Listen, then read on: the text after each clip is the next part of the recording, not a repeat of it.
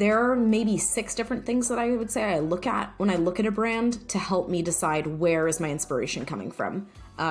So a big one is photography or use of metaphor. How does the company position itself to the world when they're showing images of things or people? So an example of this is for the project I did with Spring Health.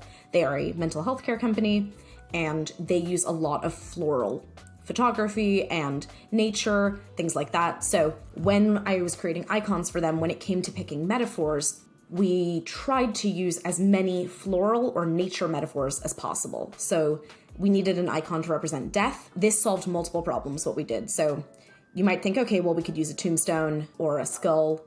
The issues with those are like, well, they're a little dark, and this is a sensitive topic. What we ended up going with is a lily, because lilies generally represent death as a concept in so many cultures, and you also typically give lilies as the kind of flower at a funeral. It uses the floral nature metaphor. It's pretty sensitive still, and it's universal. In that case, with that project, we also used like lots of very soft edges and kind of natural shapes and lots of curves, because again, it relates back to kind of all the flowers in nature. I also ended up using another thing, if you're not looking at photography, is logos. That's the easiest place to get inspiration from. Logos are really, really helpful to show you, curves and level of sharpness and breaks and all these little things. You can look at the typography and see where to be inspired, which brings me to type. Type is another place. If they're using a really, really sharp typeface, you probably don't want to put some real curvy, organic looking icons with it.